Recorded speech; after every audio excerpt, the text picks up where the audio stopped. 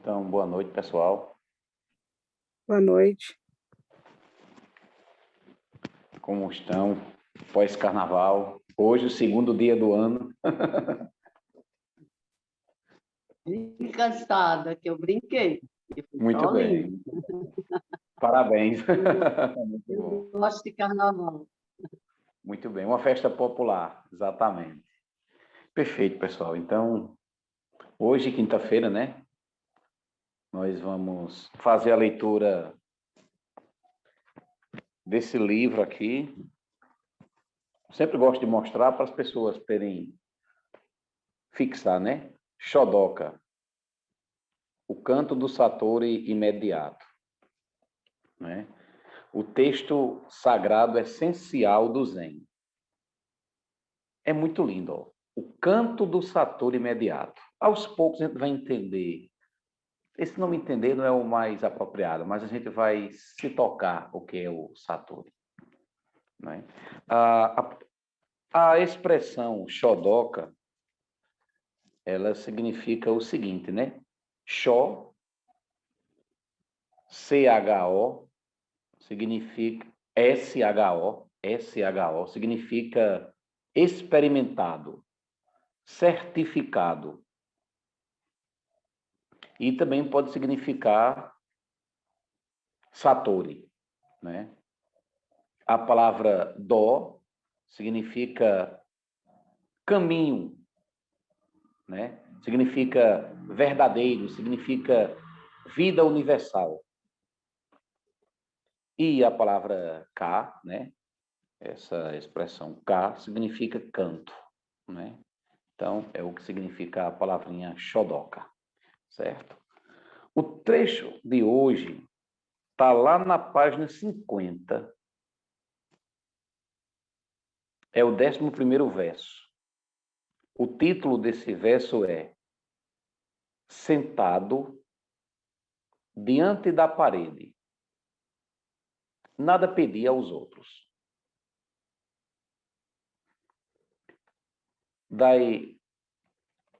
Yuka Daishi diz o seguinte: pergunta é um fantoche se adquirir merecimentos para encontrar o Buda é válido.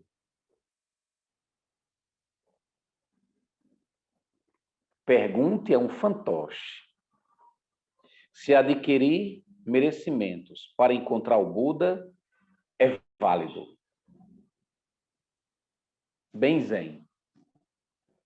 O comentário do verso. Aprender o que há depois da morte ou obter o Satori? A quem se dirigir? Aos outros? Isso é como perguntar aos fantoches, ou as bonecas, ou ainda as estátuas que adornam as encruzilhadas. Nós não podemos encontrar o Buda desse modo.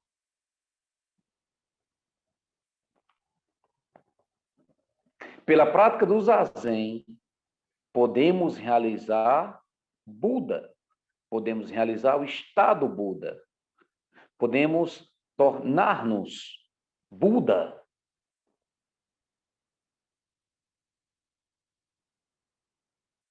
Sem parar, sem passar nossa vida inteira, sem dar voltas, subir, descer, e do inferno ao céu. Alguns passam a vida inteira trocando continuamente de religião e de mestre, vagando no mundo da ilusão. Suas vidas são constantes altos e baixos. Seus mundos sempre limitados por um alto e baixo. Sensacional agora. O tio de Kodo Sawaki era fabricante de saquê. e perguntou-lhe um dia: o que é o Zen? Eu não posso explicar ao senhor em palavras. É muito difícil explicar em palavras. Eu acho, então, que é a mesma coisa que o saquê. Estudei bastante para preparar o saquê. Tentei vários métodos e fiz muitas experiências. E pouco a pouco aprendi a fabricar um bom saquê. Eu não poderia explicar como tudo se passou, senão pela prática.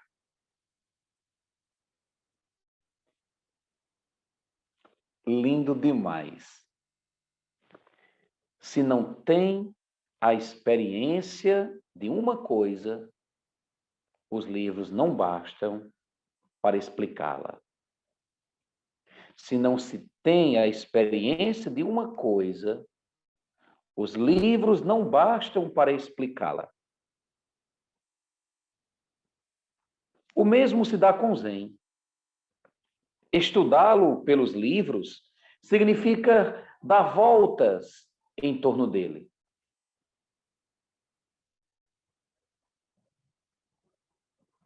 Sem um ensinamento vivo de um mestre, nada se consegue além de um simples conhecimento intelectual.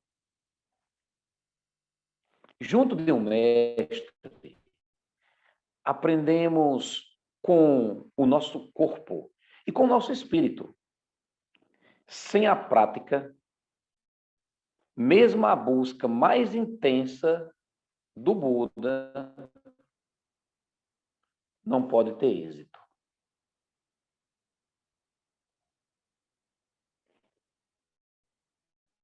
Olha que coisa fácil. Gosta de florizando. E por isso o Zen é muito difícil.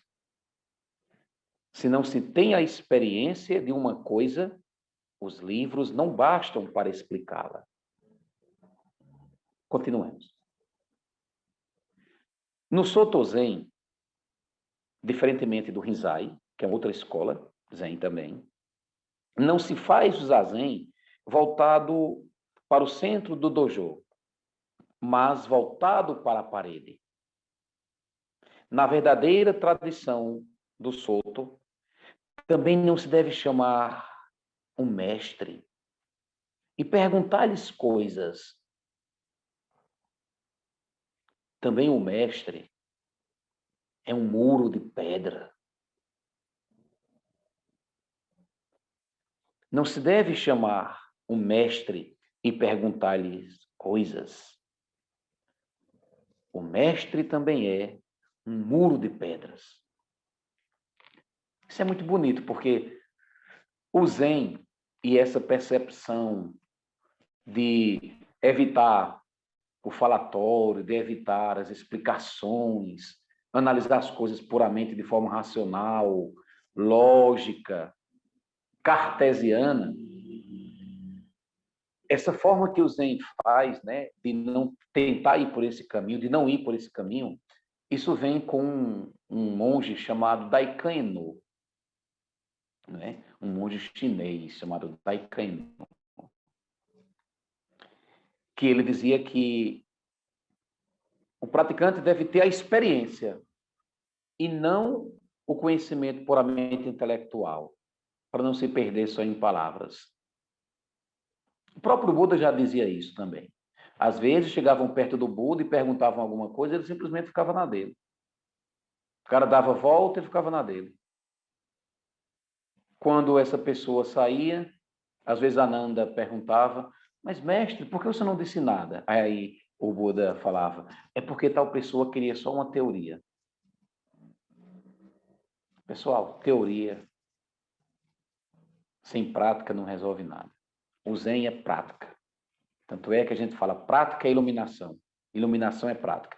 E não é a prática sentada apenas. O dia a dia é prática. Todo instante é prática. Continuemos, então. Então, desconfie se as pessoas querem lhe explicar muitas coisas. No Zen, nós não explicamos muitas coisas. É verdade que a palavra é um recurso que a gente tem, mas nós não estamos interessados. Para onde eu vim, para onde eu vou, quem fui, quem serei. Não. Mas vamos, o último parágrafo. Se procurarmos Buda conscientemente e se praticarmos a Zen com essa finalidade, nada obtemos. Mas, se não procuramos compreender com o nosso cérebro, mas pela prática, pela experiência, o Satori brota. A experiência brota. Que os méritos de nossa prática se estendam a todos os seres, que possamos nos tornar o caminho iluminado.